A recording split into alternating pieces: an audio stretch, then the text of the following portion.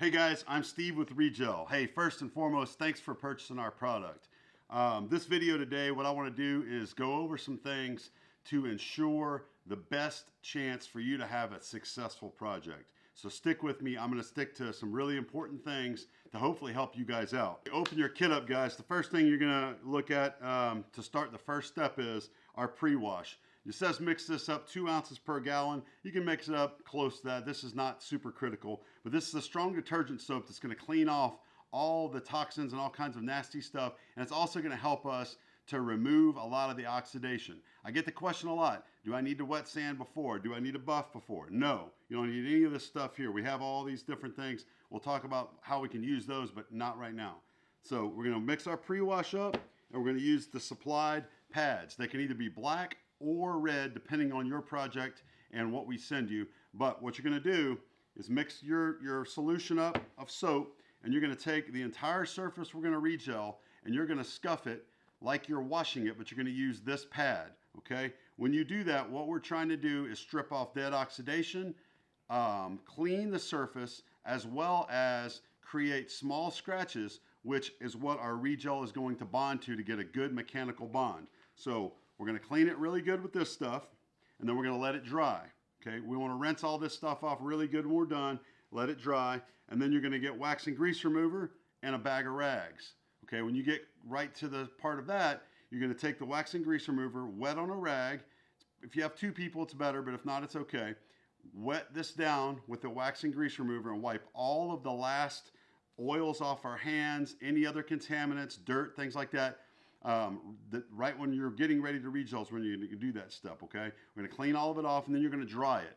It will air dry, but don't rely on that. Dry it again. That's where your second person or your second hand comes in. So wax and grease, dry it, okay? Step 2 is complete. Then we're at the fun part. That's the regel part, and that's when you're going to get your kit. It's going to have bottles like these, okay? This is a 2-part mix. It's 8-to-1. So I get a lot of questions about mix and how do we mix it and things like that. So I want to show you guys specifically how I want you to mix it. First and foremost, don't mix the whole bottle, please. Number one, it's going to take a long time to do a whole bottle, and it's going to go a lot further than you think, and you're going to get better results if you mix smaller quantities. All right, so you're going to have different size mixing cups that you're going to use to mix your regel. I use this size here. We sell these on the website. I think they're great. You can get them at a local paint store. If you buy them somewhere other than from me, just make sure that it has an 8-to-1 ratio. I'm going to show you guys really close what that means in a second and exactly how to do it, because I get a lot of questions on this. But when I mix up on my first batch, I'm fully prepped on my project when I get to this part, but I'm only going to mix up maybe a half of this cup, a third of this cup more than likely on my first shot, because I want to learn how the product is going to flow onto on my project. So when we get ready to mix, let me jump in and show you exactly what I mean. So your cup, if you buy it somewhere other than from me, make sure it's got an 8-to-1 on it. The second one here doesn't matter, okay? And what we're talking about with 8-to-1 is the units. So if I'm going to do this project and I'm going to start out mixing, let's say I'm going to mix 3 units. What I'm going to do is I'm going to fill my large regel first up to the number 3 on the 8, okay? And I need to do that on a flat table, and I need to make sure that I'm right on that line. Then I'm going to let that settle, and I'm going to take my catalyst, and I'm going to fill that up to the next 3, because I'm using 3 units. The third 3 doesn't matter. That was if we were using another product to further thin it or do something different. We don't need to worry about that. This is only 2 parts. So in our case, 3 and 3, okay? Once we've got that mixed, we've got about a 2-hour pot life at 77 degrees, which is by far the max temperature we can do this. So if it's warmer than 77 degrees, you need to wait, or you need to find a place inside, or wait until an evening or a cooler time to do it. Super important. Anyway, we're going to mix that up with a stir stick, whatever you've got. Mix it up thoroughly, maybe for a minute or 2, okay?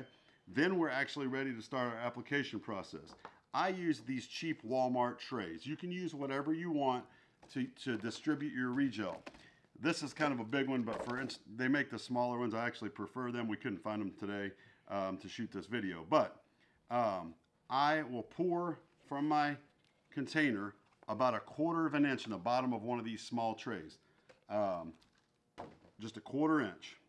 And then I'm going to take my sponge, and I only use one leading edge of the sponge. Don't dip the whole sponge in the regel. Don't get crazy with it. Have your gloves on and try and use only one leading corner, okay? So once I've daubed it in and I've got it wet along the edge, I'm going to tamp it and it's going to be really wet. And I'm going to take the top of my project. Let's just pretend this is the top of an RV or the rub rail of a boat, okay?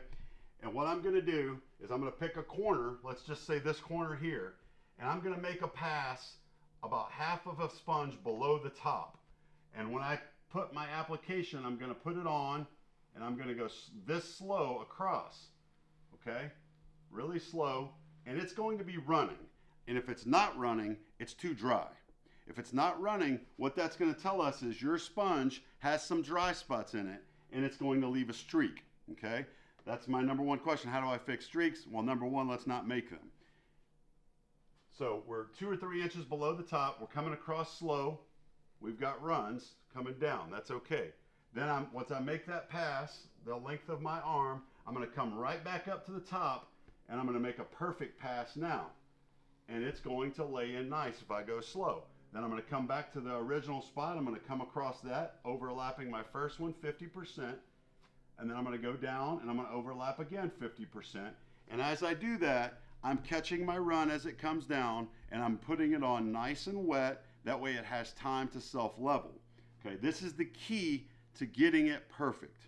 Okay, if you do it like I just said, you're going to have a really high chance of it laying out nice, not streaking, and we're working our run down. We're making the run work for us. Okay, as soon as I start to see any streak in my project, I stop. I go back in my regel, I get it wet, I come back to just below where my streak was, I make a slow pass that runs, I come back into my project and I pull through it slowly again, okay? That's gonna let all that lay out.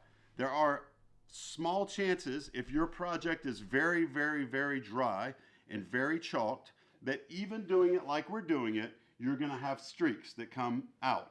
Or it soaks in deep enough that you see streaks. If that's the case, there's nothing we can do about that. We can fix it though. What we do is we let it dry for 24 hours. The next day we're going to come back with our Scotch-Brites again, with maybe a little soap or just water, either way, and we're going to scuff our newly applied regel. Remember, after 24 hours, we're going to scuff it again lightly, and then we're going to wax and grease remove it again, and then we're going to do another coat. And when we do our other coat, it is not going to soak in like that. It will run like it's supposed to, and it will lay out really nice. Those simple things, if you follow what I just said to the letter, you're going to get very good results on your first shot, okay?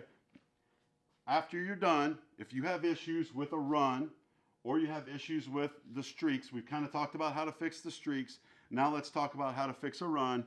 You're always welcome to call us. We're going to give you great support. It's very, very important to me that you guys have good results. I mean, if any of you have talked to me or your friends have, they'll tell you, I'm going to stick with you. We're going to make sure we get it right. But if you listen to this stuff, you're going to avoid 99% of the exact same things I say every single day. So now we're going to talk about if we get a run that you miss, if you don't see it within the first minute of your project, leave it. If I see a run up here that I did 5 minutes ago and I go, oh, let me grab that run, I'm going to take this sponge and it's going to stick to that because it started to catalyze at that point and it's not a good situation. So just leave it. That run, we're going to fix it, okay? The way we fix it is we take an old school razor blade like this, square ones, not the ones like this, but the square one, okay? And we're going to take that razor blade and we're going to lay it. We're going to pretend on this regel can that there was a small run right here. We're going to take this razor blade and we're going to turn it like this, not to cut it. We're going to drag it across the tip of the run like this, slowly and softly.